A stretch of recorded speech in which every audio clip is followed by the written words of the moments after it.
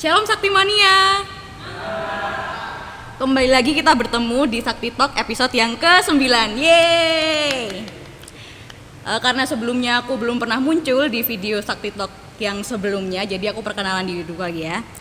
Kenalin, aku Vira, aku yang akan nemenin kalian semua buat ngobrol pada episode kali ini. Nah, sebelumnya aku mau tanya dulu nih, gimana kabar teman-teman semua? Pasti ini ya udah pada stay at home selama 2 bulan ini untuk memutus rantai penyebaran virus corona ya kan. Kiranya kita semua selalu diberi kesehatan terlebih di tengah kondisi pandemi seperti ini ya. Buat teman-teman semua yang selama ini udah stay at home, pasti udah pada bosen ya kan di rumah, kayak nggak tahu mesti ngapain di rumah.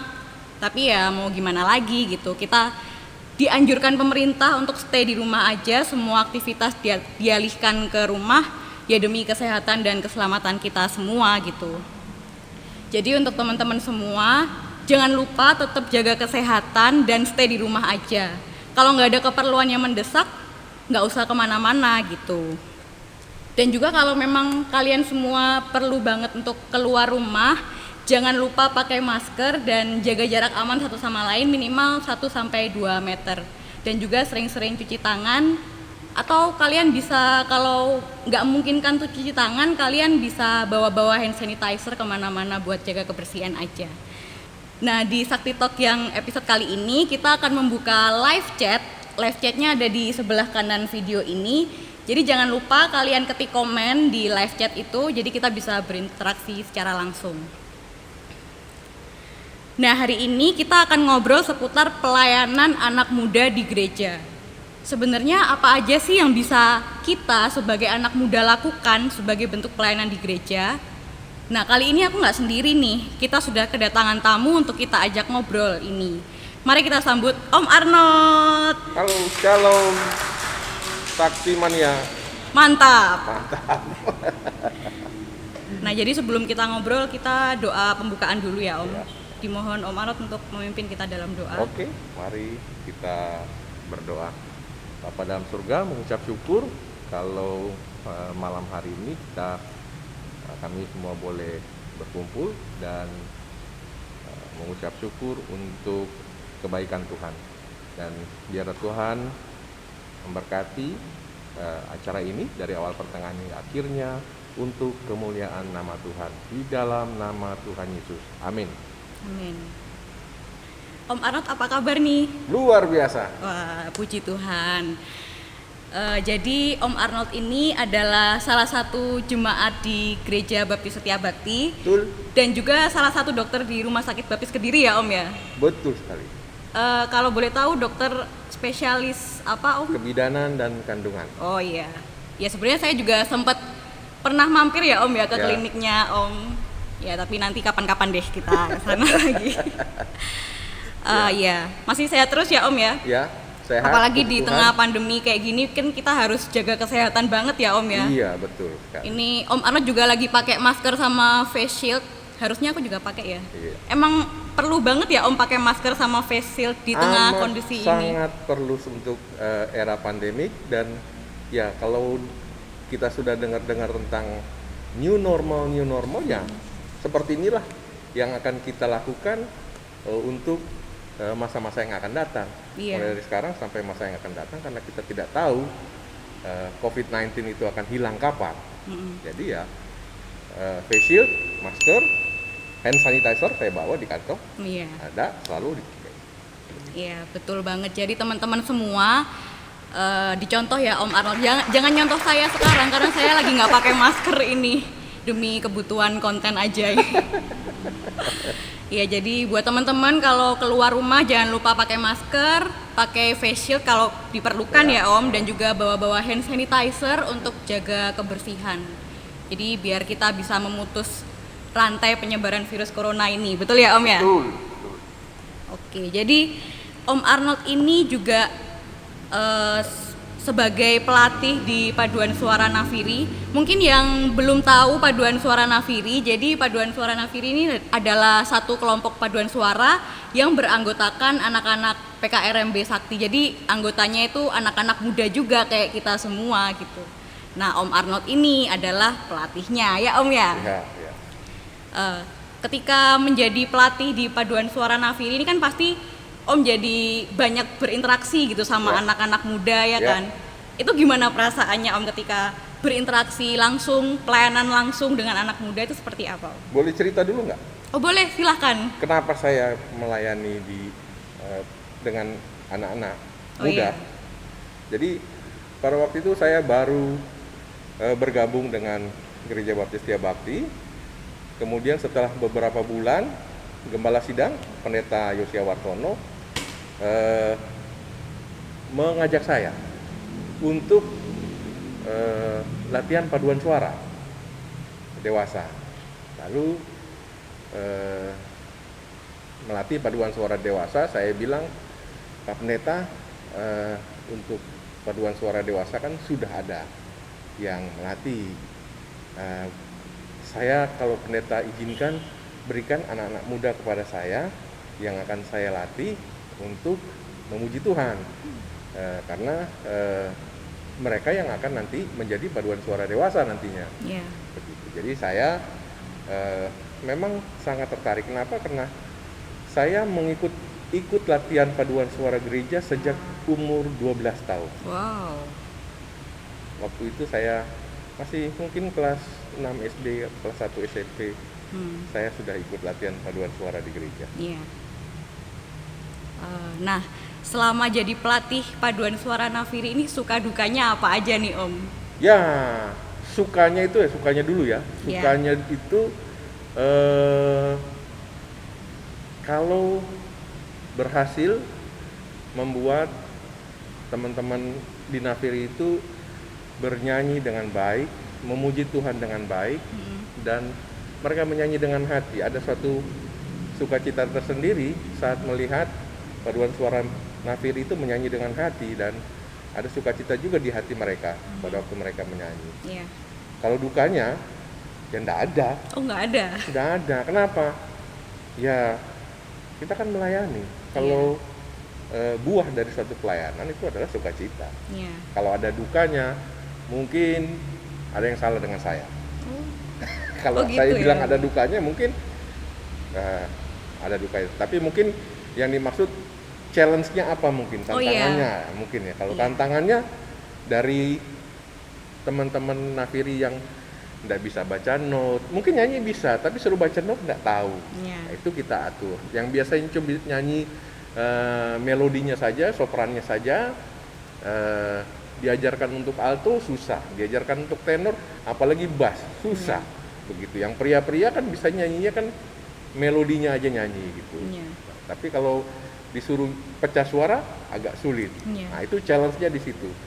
Bagaimana waktu itu awal-awal saya melatih sendiri dengan piano gereja yang dulu tuh ya, yang sudah rusak itu, yang itu yang di belakang itu. Ini mungkin bukan yang ini kali ya. Saya kurang tahu ini atau bukan. Tapi ini lebih baik. Kalau dulu kan sudah, kalau dipencet touch-nya itu nggak mau balik lagi ke atas gitu. Jadi mesti ting, gitu. Jadi sendiri, nggak ada yang bantuin. Kalau sekarang ada Mas Denny yang bantuin. Kadang dengan istri saya. Tapi dulu saya sendiri. Ya, ya begitulah tantangannya. Nah terus kan juga isinya kan anak-anak muda ya di Nafiri itu kan. Kan pasti anak-anak muda nih kayak banyak nggak bisa diaturnya gitu. Betul. Om. Itu kira-kira Om itu gimana sih rasanya ketika berhadapan sama yang nggak bisa diatur gitu? Harus sabar. Oh harus sabar ya? Iya. Saya lagi ngajarin sopran, alto, tenor, bass, main-main, teriak-teriak, ketawa-ketawa, mengganggu. Ya harus sabar. Iya. Paling cuma diminta pengertiannya saja. Dan biasanya mereka ikut, tenang sedikit, tapi ya namanya juga anak muda ya, nggak bisa ketemu temen, pasti akan cenderung untuk bergurau terus ya. Bener banget. Ya, jadi ya itu anak muda ya. Iya. Tapi ya pada akhirnya penampilan mereka luar biasa. Puji Tuhan. Nah. Iya. Ya jadi dulu kan tadi saya sempat denger ya Om udah dari SMP dari 12 tahun tuh udah ikut paduan suara juga ya Om. Ya. Berarti udah dari muda banget, udah dari seumuran kita ini udah ikut pelayanan di gereja ya, udah aktif pelayanan di Ya, gereja. betul. Itu bisa diceritakan sedikit nggak Om, dulu waktu muda itu pelayanan seperti apa yang Om ikuti di gereja yang dulu? Iya, sebenarnya banyak yang bisa selain dari ikut acara-acara PKMB ya, kemudian ikut paduan suara, kemudian paling tidak kita diberikan tanggung jawab untuk menjalankan piring persembahan mungkin, dan banyak hal yang kita bisa diberikan tanggung jawab ya dari muda itu, menjadi ketua PKMB, kemudian apalagi saya waktu SMA itu sudah memimpin jemaat menyanyi di depan. Oh ya? Ya, Jadi pemimpin pujian ya Om ya? memimpin pujian. Wow, luar biasa. Oke. Nah, ngomong-ngomong tentang anak muda nih Om ya. Ya, Menurut Om Arnold nih, sebetulnya perlu nggak sih anak muda itu ikut aktif pelayanan di gereja? kenapa nggak ikut aktif? Harus, Oh harus Om. harus. Perlu, bukan masalah perlu atau tidak, tetapi itu satu keharusan anak muda ikut aktif dalam pelayanan di gereja. Kenapa? Kenapa harus ikut Om? Gitu kan pertanyaan berikutnya, kenapa harus ikut Om? Bukan perlu atau tidak, tetapi harus. Anak muda yang sudah menerima Tuhan Yesus sebagai Tuhan dan Juru Selamatnya, itu mempunyai tanggung jawab untuk melayani Dia.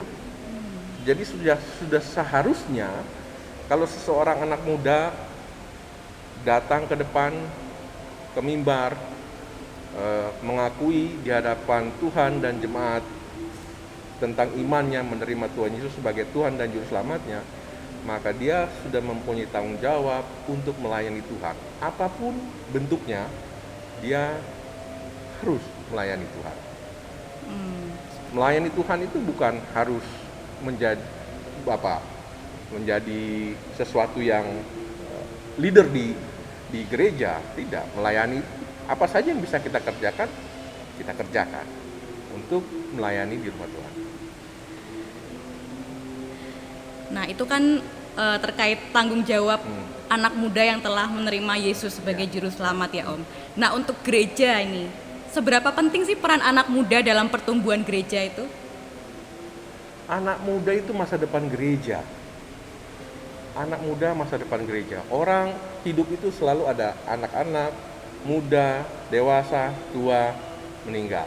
Anak-anak, muda, dewasa, tua, meninggal. Sehingga selalu harus ada regenerasi dalam gereja.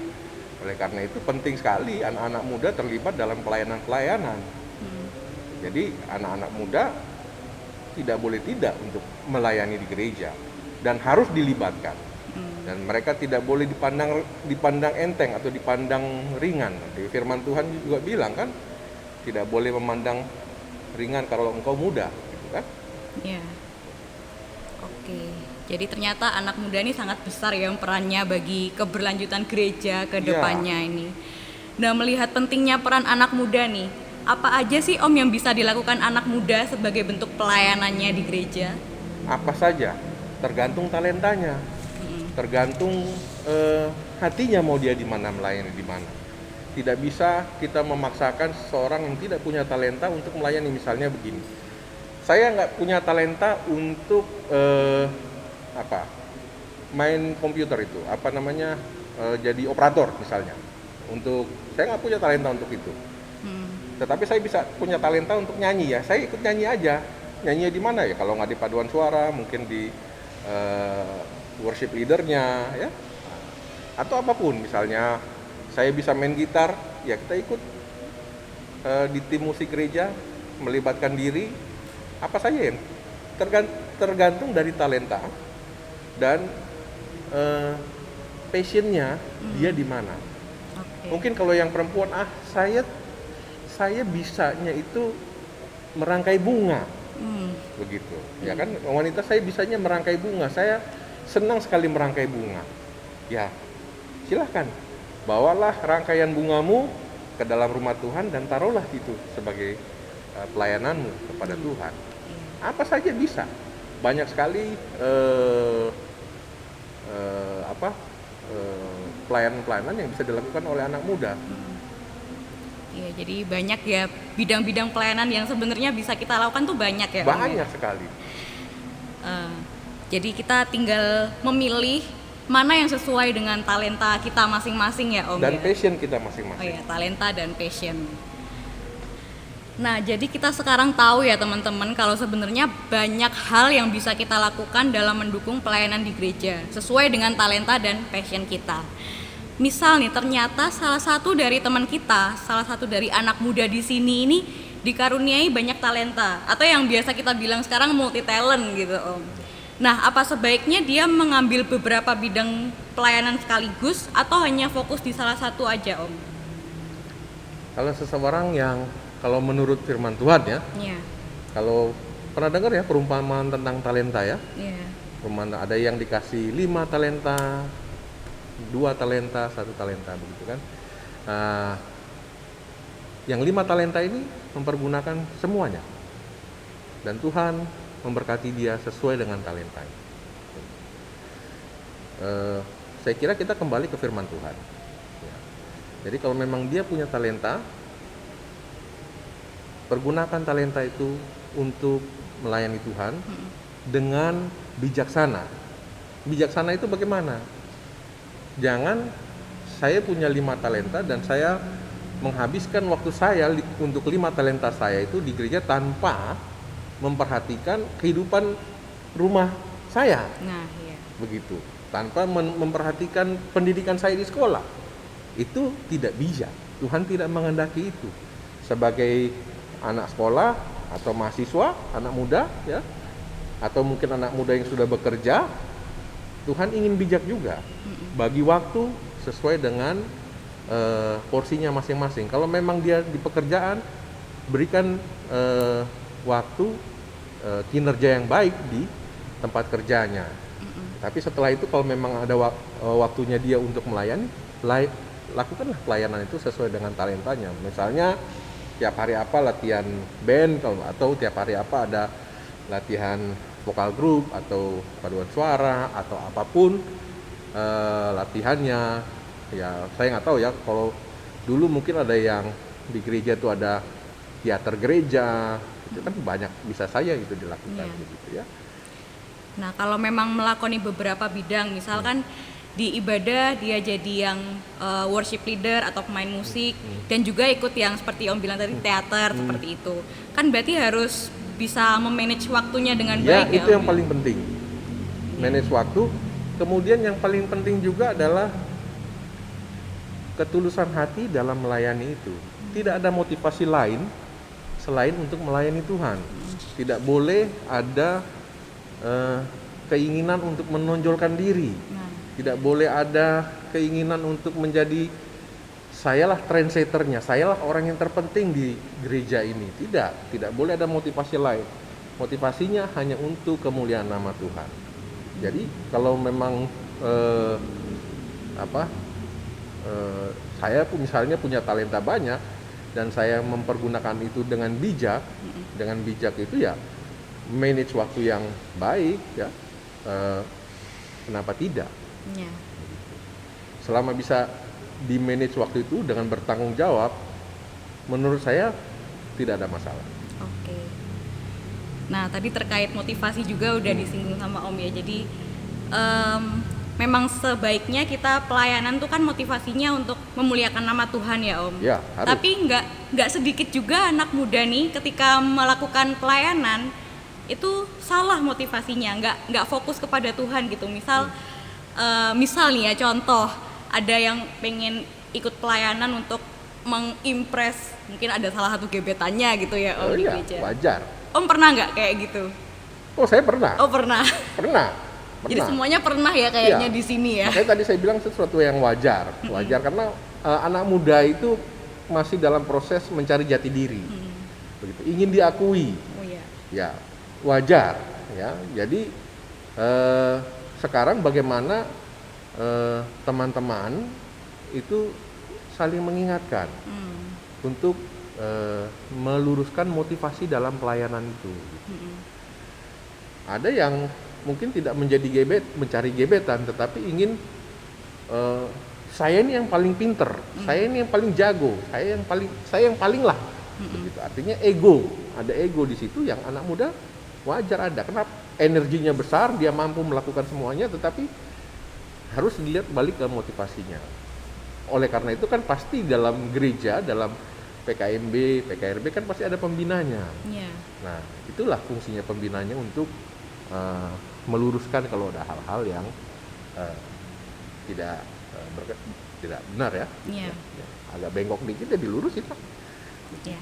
Tapi dengan cara tidak membuat teman tersebut mundur dari pelayanan. Okay. Nah, itu solusi dari teman sepelayanannya mungkin ya Om ya, sama dari pembina PKRMB gitu, mungkin bisa meluruskan. Nah, kalau dari dirinya sendiri nih Om, untuk meluruskan motivasinya dalam melayani Tuhan itu kira-kira seperti apa Om? Sebelum kita melayani Tuhan, pasti kita akan berdoa. Harusnya kita berdoa. Tuhan, saya ingin melayanimu hari ini, saat ini. Biarlah semua yang saya lakukan hanya untuk kemuliaan nama Tuhan. Harusnya itu kita lakukan dulu. Misalnya kita mau melakukan ibadah PKMB atau PKRMB. Tuhan, saya mau ke gereja, saya ingin mengikuti acara PKRMB. Biarlah yang saya... Jadi dari awal itu, dari rumah itu, niatnya itu sudah memang ingin ikut pelayanan itu, begitu. Dan hati kita sudah disiapkan dari rumah. Apakah bisa terjadi di luar kendali? Bisa saja, namanya juga anak muda, energinya besar. Jadi wajib untuk mengendalikan diri juga. Begitu. Jadi berdoa, kemudian sampai di gereja, apapun yang pelayanan yang ingin dilakukan, selalu ingat Tuhan, saya ingin melayani Tuhan. Tidak boleh ada rasa ingin memegahkan diri atau motivasi yang lain selain untuk kemuliaan nama Tuhan. Ya. Oke, jadi seperti itu ya teman-teman. Untuk kita juga harus memotivasi diri kita bahwa pelayanan yang kita lakukan ini hanya semata untuk memuliakan nama Tuhan. Ya. Nah, itu untuk anak muda yang udah aktif pelayanan seperti itu ya. Nah, tapi di gereja kita ini masih banyak ya Om ya anak muda yang masih belum tergabung di pelayanan gitu. Betul. Kadang anak muda yang belum ikut pelayanan nih bingung gitu, atau bahkan malu untuk bergabung atau mulai terlibat dalam pelayanan. Nah, kira-kira gimana sih Om caranya buat memulai terlibat di pelayanan di gereja? Untuk mengundang. Untuk diri sendiri memulai. Maksudnya ada anak muda yang belum ikut pelayanan, terus dia itu sebenarnya pengen gitu, tapi malu gitu. Ya, sebenarnya nggak perlu malu ya. Anak muda yang terlebih kalau dia sudah menerima Tuhan Yesus sebagai Tuhan dan Juru Selamatnya, apa yang harus dimaluin kalau ingin melayani Tuhannya? Tuhan yang mati bagi dia, menebus dosa dia, menyelamatkan dia. Jadi tidak ada, seharusnya untuk yang sudah anak muda yang sudah percaya kepada Tuhan Yesus tidak boleh ada rasa malu lagi. Nah, bagaimana dengan teman-teman yang belum memberi diri untuk dibaptiskan, mengakui Tuhan dan Tuhan sebagai Juru Selamatnya? Itu tanggung jawab dari teman-temannya yang lain, anggota gereja yang lain, pemuda-pemuda yang lain, untuk menjadi contoh bagi dia. Satu, memotivasi dia supaya tidak malu. Kemudian memberikan dia, kalau memang dia malu, berikan dia rasa percaya diri, rasa nyaman, rasa diterima oleh kelompok ini, kelompok PKMB atau PKRB. Ya, itu yang harus dilakukan supaya menolong anak ini untuk terlibat dalam pelayanan. Jadi satu, kalau dia memang malu-malu, ya kita sebagai orang yang melihat tahu dia malu-malu, kita undang, kita ajak, tarik dia. Ya, berikan rasa nyaman kepada dia, berikan rasa diterima. Kalau dia datang, halo selamat datang, apa kabar, wah senang sekali bisa datang ikut acara kita. Kasih sambutan yang baik, ya, yang menyenangkan hatinya, pasti dia akan merasa diterima. Dan dia nggak malu-malu lagi. Nah kalau misal nih malunya tuh ternyata karena diri sendiri itu kayak merasa mungkin dia tuh pengen bergabung di tim musik gereja misalnya Om, tapi dia merasa aduh kayaknya aku nggak terlalu bisa main gitar, atau aku kayaknya belum pinter banget deh main drum, aku belum pinter banget deh nyanyi dan lain sebagainya. Itu kira-kira memotivasinya itu seperti apa Om? Ya, kalau memang dia ingin sesuatu yang dia merasa belum baik di situ, tidak ada salahnya untuk membantu dia untuk berlatih.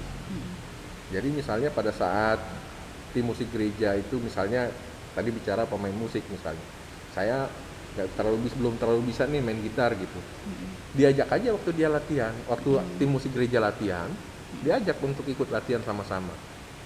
Oh begini, sampai timbul rasa percaya diri dia untuk bergabung bersama-sama.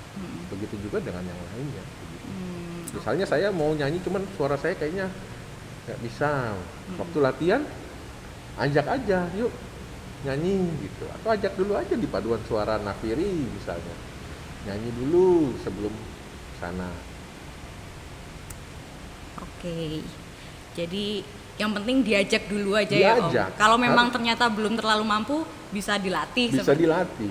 Kan kalau dibiarin begitu aja nggak akan dia maju-maju, nggak akan dia datang untuk melayani. Tapi kalau diajak untuk berlatih bersama-sama dulu aja, nggak usah tampil di pelayanan di ibadah, tetapi latihannya dulu aja, latihannya dulu. Lama-lama dia akan bisa dan mulai. Banyak kan anak-anak muda di sini yang dulunya nggak bisa main keyboard, nggak bisa main piano, nggak bisa main gitar, tapi awal-awal ikut-ikut, kemudian diberi tanggung jawab sedikit, ya, akhirnya sekarang mereka sudah bisa bermain musik di gereja. Iya. Nah jadi itu ya teman-teman, setelah kita mengetahui peran kita dan apa saja yang bisa kita lakukan sebagai bentuk pelayanan kita, hendaknya kita semua bisa semakin kuat dan teguh dalam satu sama lain mendukung pelayanan gereja kita. Nah, kalau misal kita nih udah terjun di pelayanan, udah aktif dalam pelayanan di gereja gitu ya Om, gimana sih caranya biar ketika kita sudah terjun dalam pelayanan gitu, apa yang kita lakukan ini nggak menjadi beban, malah menjadi sukacita setiap kita melakukannya? Seperti apa? Ya kembali lagi ke motivasi. Motivasi. Kalau misalnya sudah menjadi beban, berarti ada sesuatu yang salah. Bahwa pelayanan itu buahnya adalah suatu sukacita. Kalau tidak ada sukacita, berarti ada yang salah. Itu harus dievaluasi. Salahnya di mana? Misalnya, saya melayani sampai lupa sama orang di rumah, atau pekerjaan di kantor saya terbengkalai. Itu akan jadi beban. Kembali lagi tadi motivasinya, kemudian bertanggung jawab, harus bisa membagi waktu, memanage waktu yang baik, sehingga outcome-nya harusnya sukacita. Kalau misalnya jadi masalahnya kok begini-begini aja, kembali lagi lihat motivasi dirinya apa untuk melayani itu. Jadi yang pertama motivasinya dilihat kembali gitu. Terus yang kedua bertanggung jawab atas apa yang dilakukan seperti itu ya. Baik di dalam gereja maupun di luar gereja seperti itu ya Om ya. Oke.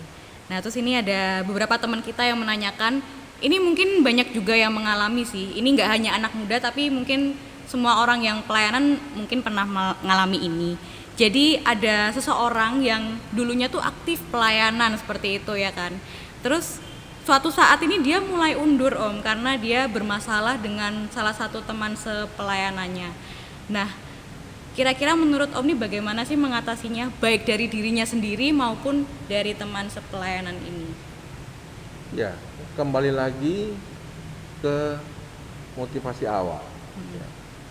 Kalau ada bermasalah dengan teman pelayanan, itu apa istilahnya, perselisihan atau perbedaan pendapat dengan teman pelayanan itu biasa terjadi. Biasa terjadi. Kenapa? Ya, mungkin ada salah komunikasi, ada salah persepsi dan lain sebagainya. Kembali ke motivasi dalam pelayanan itu sendiri. Kalau kita ingin melayani itu hanya untuk kemuliaan nama Tuhan, kalau kita berbuat salah terhadap teman kita, jangan sungkan atau jangan terlalu egois untuk meminta maaf kepada teman kita yang mungkin kita sakiti.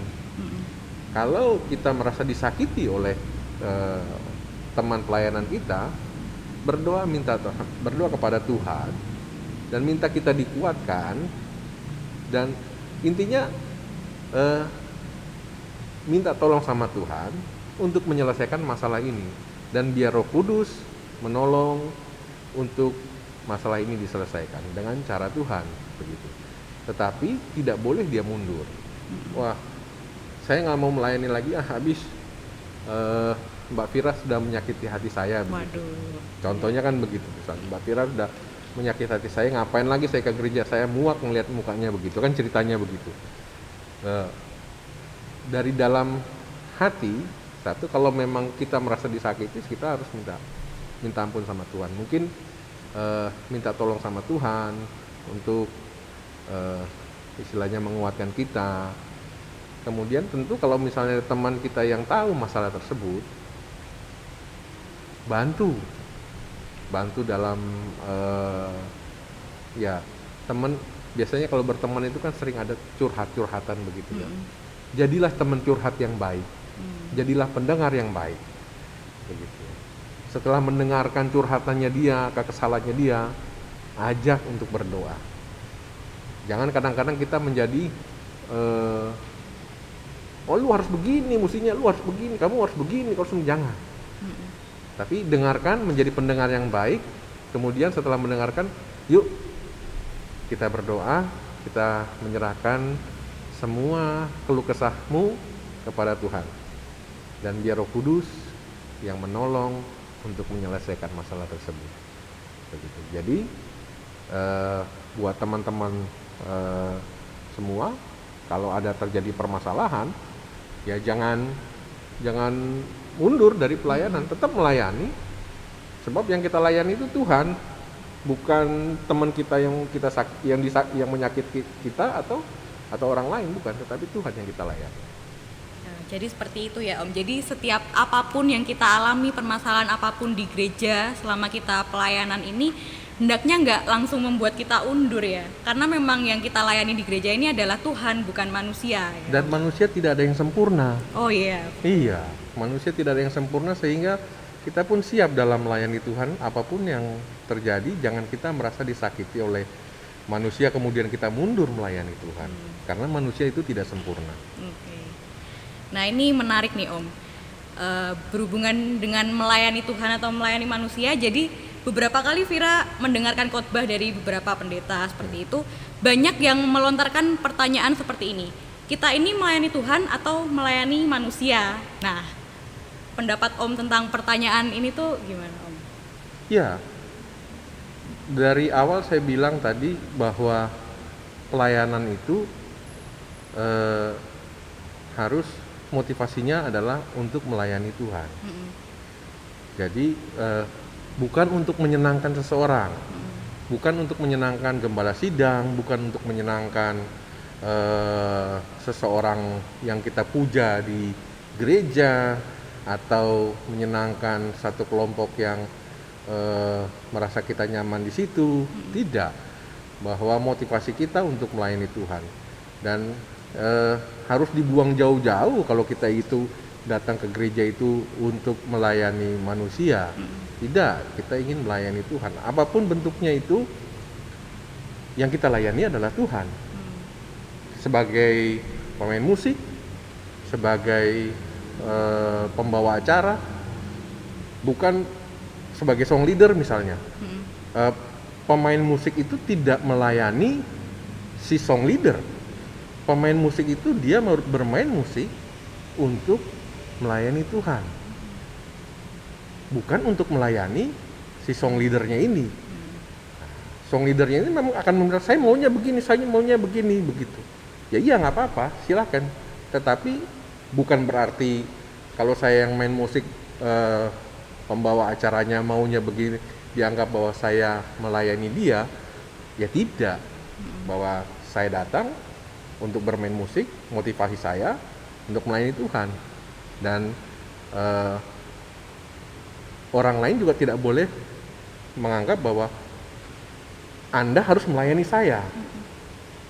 Tidak, kita datang ke gereja sebagai tubuh Kristus yang punya anggotanya banyak dengan fungsi yang berbagai macam, begitu. Jadi semuanya itu dipakai untuk kemuliaan nama Tuhan. Ada yang bisa bermain musik, ada yang bisa membawa acara, ada yang bisa menjadi song leader, ada yang bisa menjadi penolong persembahan, penyambut tamu, dan lain sebagainya. Itu merupakan suatu rangkaian kerjasama tim yang baik, tim pelayanan yang baik. Dan semuanya itu bukan untuk melayani manusia. Bukan, misalnya penyambut tamu datang, kemudian ada tamu yang datang, jemaat yang datang dilayani. Dia bukan melayani orang-orang yang istilahnya datang disambutkan ya, disambut, tetapi dia mengerjakan itu sebagai bentuk pelayanan dia kepada Tuhan, karena ini loh Tuhan yang aku bisa kerjakan. Aku ingin menyambut mereka dengan sukacita supaya jemaat yang datang itu merasa diterima, merasa disambut dengan baik, diantar dengan baik, sehingga dia nyaman, untuk hatinya pun tenang untuk disambut ya dengan baik ya. Dan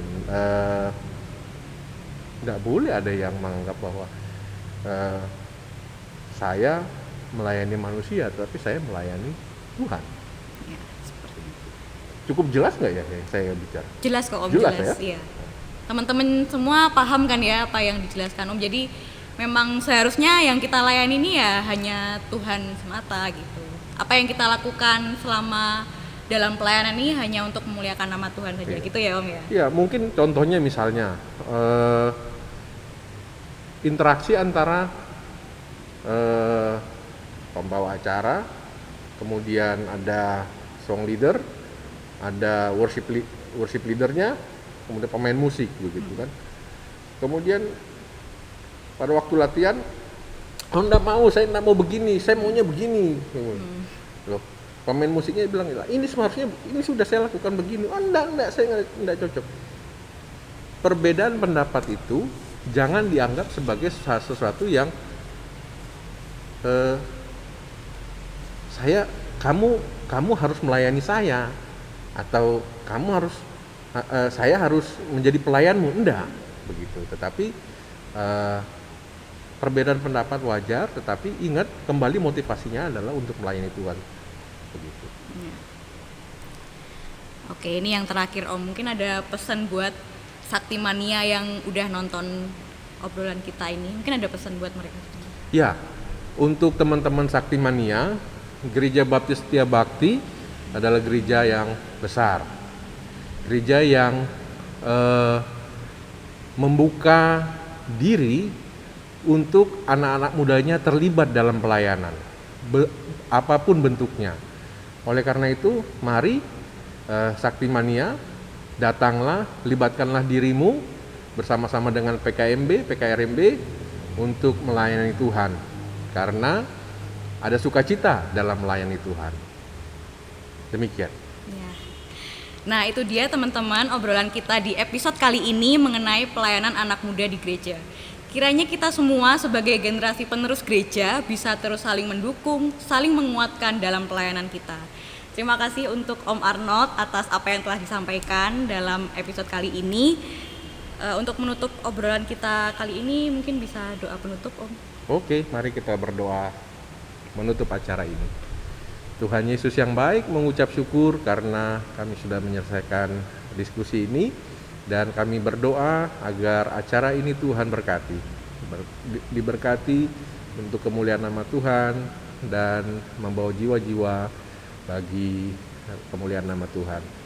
Kami berdoa untuk episode-episode selanjutnya, biar Tuhan memberikan hikmat kepada semua tim untuk tetap bekerja sama dengan baik, memberikan kreativitas kepada mereka untuk memberikan yang terbaik untuk kemuliaan nama Tuhan. Terima kasih di dalam nama Tuhan Yesus. Amin. Sekali lagi terima kasih untuk Om Arnold atas kesediaannya Sama-sama. hadir di Sakti Talk episode Terima kali kasih. ini. Dan Terima juga kasih. terima kasih untuk Saktimania semua yang ada di rumah yang udah mantengin kita ngobrol hari ini. Jangan lupa like, subscribe juga channel YouTube PKRMB Sakti, karena nantinya ke depan kita akan lebih banyak ngobrol dengan topik yang berbeda pastinya. Tetap semangat beraktivitas, jaga kesehatan, dan stay di rumah aja. Ketemu lagi di episode selanjutnya. Dadah, Tuhan Yesus memberkati. Tuhan Yesus memberkati.